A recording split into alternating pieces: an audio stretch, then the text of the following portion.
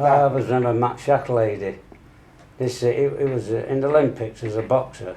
Max was, he was tremendous in it as a person in himself. I mean, he could skip and the rope would be a blur, you know, and he used to say, well, if you want to be a champion, you train every day, and when you can't, you train twice a day. I remember it. It was an Ettles, you know, Ettles. He was a hero of Ettles. He was, yeah. And we used to go down there he had a gym, and he ran a place at the Steelworks, Earlham Steelworks, and we used to go. We all went out and skip, and we couldn't skip. And watching him, everybody started skipping. Yeah. To the tournament was the welterweight contest between M. Shacklady of Eccles and J. Ryan, the Army Olympic hopeful in light shorts. Ryan had a rough time throughout, and his hopes of winning the title for the third year in succession were literally dashed to the ground by a strong and persistent opponent. Shacklady was the winner on points.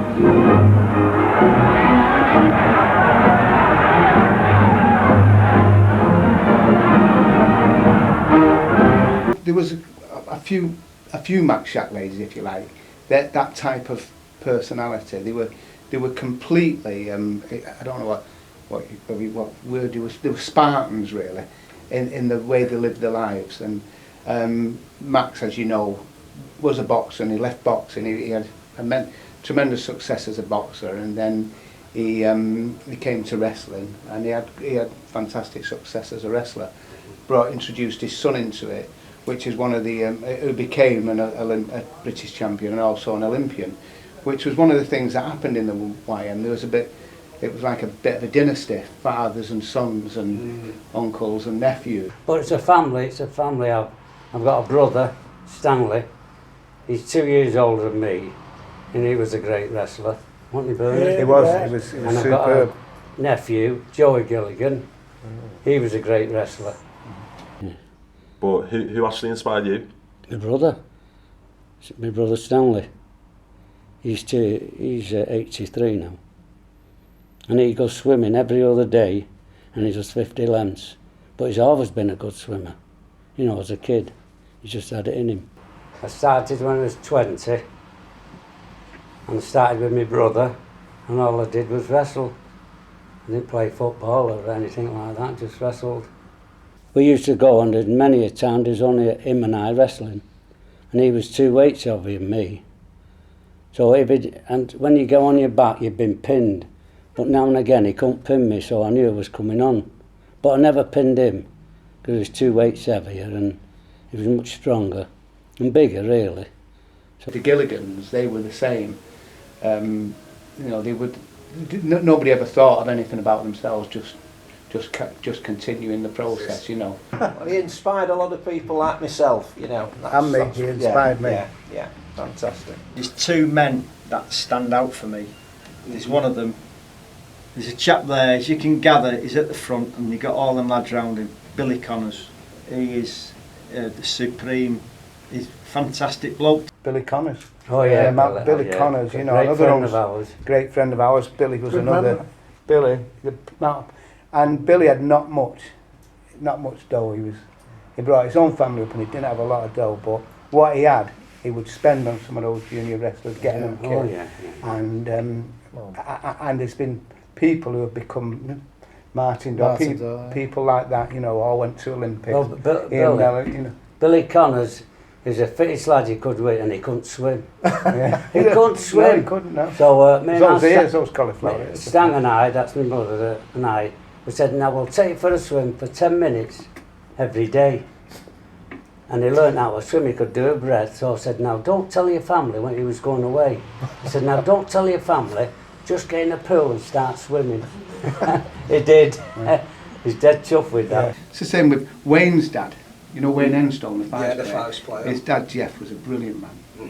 He brought his son on, but he was one of those quiet, unsung sort of people who would just, if you saw you, he used to sort of, if you see your lad, hey, does your lad want to swim or does he want to do this? He'd help, you know, in a quiet sort of way. He brought his son in, and it was that sort of ethos in there, and he typified it, Wayne's dad.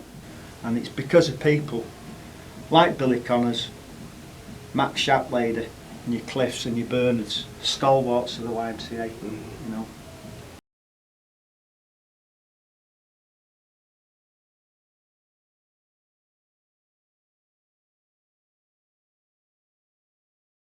There has been nobody, as far as I'm concerned, there was nobody so far in front of his field at any time in sport than Joey Gilligan.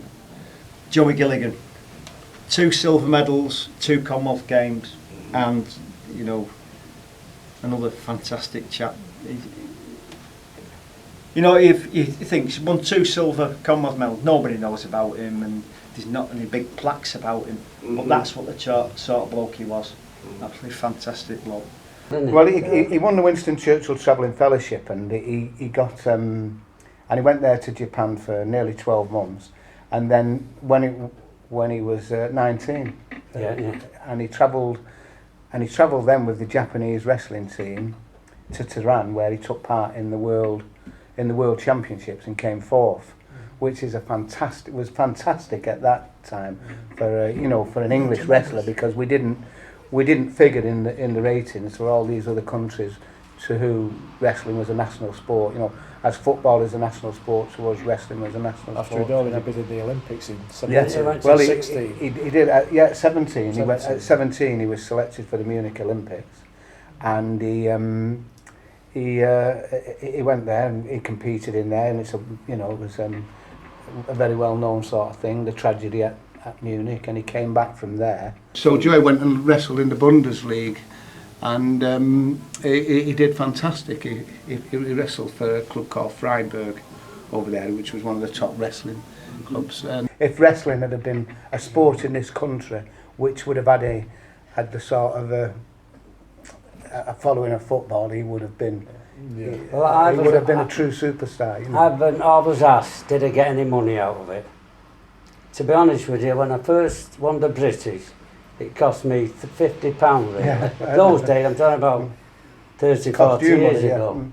Yeah. I lost me work for a day, had to pay for my hotel, had to pay to go in for the competition, and got a little medal and a cup. Yeah.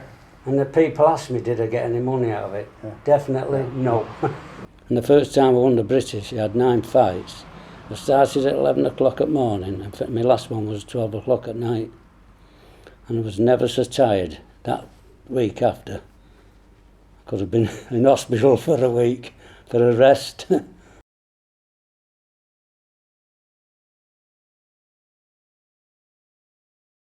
How hard did you train then to become British champion? Well, to be honest with you, it just comes to you. The more longer you do it, because I used to get hammered at the beginning, and then I used to go, probably went stronger and stronger, and getting a technique, your own technique. I was noticed for arm and leg. Actually, get this arm, get that leg, and I used to, fling them, and that was one of my best doings, and I used to call it arm and leg. In fact, when the Americans come, we had a match with America and Japan, and the Americans, he said, you've got to watch, he does arm and leg. He got to know in America I was good at the arm and leg. So that was something else. And when I first met Dennis, and they were still both British champions when I met them, they'd both been to the Empire Games, and they gladly gave up the time. There wasn't anything, and they brought people on. It was all about, encouragement. And then I've been in one at Bolton. I was between France and England, and I wasn't picked. And I had a pint a mile before I went, because I was just going to give a mess about, give a bit of an exhibition. And he says, you're on. So I was wrestling, and I went up a weight, and I pinned him dead easy. It must have been that pint of beer. And of course, Fitz won, Fitz Walker, he won the championships. I think it was something like the British Championships. He won it 19 times. Now, Fitz Walker, there was a book produced called The Best 100 British Sportsmen, and Fitz is in that. Aye. That's incredible. Yeah. And that's because he met Stan Gilligan. The amount of talent and the depth of talent that is involved in these sports that are associated with the Y.M.C.A is unbelievable. You could fill an Olympic team over a myriad of sports just out of the people, couldn't Yeah, you? of course you could. And actually achieve medals even in today's rankings. That's Najib Deo. He was a boxer, and he beat Pat Cowdell in the British Championships. He became the British champion, you know. Right. So I mean, there was quite a mix there. Steph Kerpass, he went to 3 Olympics. And in fairness, and he won't admit this, but Wayne did that with the fighters. He won the championship so many times. And can we just find out how many times you did win it, Wayne? 23.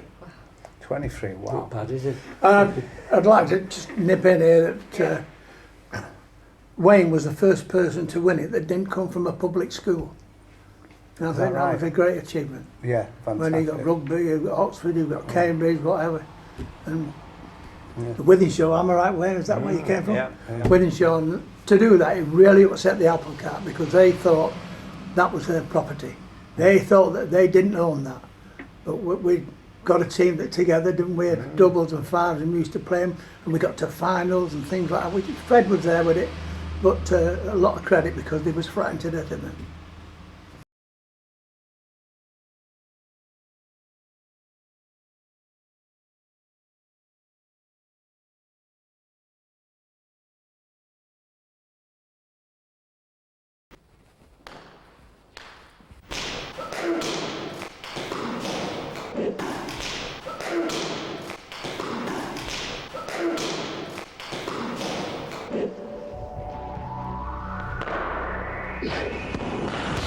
I also read today, Wayne, on the internet, it said that you are the greatest Rugby Five players in the history of the game. Yeah, well, He is? Would you agree with that? He might not agree with it. He won't agree with it, but we all agree with it, and we've seen all the others. I think eras have their own champions, don't we? We've got a fine young man at the moment who's just become the second most successful behind myself, and he's a great player, great shots, and my great mentor and coach Fred Beswick, he always said the shots that we haven't seen yet, and this young guy's bringing them out. All right, let's talk a little bit about your hugely successful judo career. You're being very modest. You were in the Los Angeles 1984 Los Angeles Olympic Games. Tell us about that. Oh God. 3-week trip over there, great. Yeah. No, it was obviously quite serious. I'd won the British title 5 or 6 times before that, and I was favourite to get selected, and I did get selected. It was a very good trip. My first fight was the Turk, who was an ex-wrestler at Adams, but handled him okay, beat him, and then second fight was a guy from Cameroon. I think he got a bye. The Cameroons weren't so strong at the time, but I beat him quite easily. And I was in the quarter-final against a guy called Neureuter, German guy. He was in the Munich Olympics in '72, and he was only 19, and he got a silver. So he's a very, very experienced guy, and he just won the European Championships before the Olympics. So it was quite a tough match, but I lost on a small score penalty. It was very, very close. So that put me out of the. He lost his next match to the Korean, who won the gold eventually, and that put me out of the repechage for the bronze, so got 5th place. So you were within a throw of getting a medal. That's fine, Yeah. How did it feel to represent England then? Oh, it was the great. 1958 Commonwealth Games. Yeah, I love the marching. And I've got a nice photo of me, so you can just see me head. I had a white trilby on and a white, blazer. Smart. And when he started playing, God save the Queen, my hair stuck up.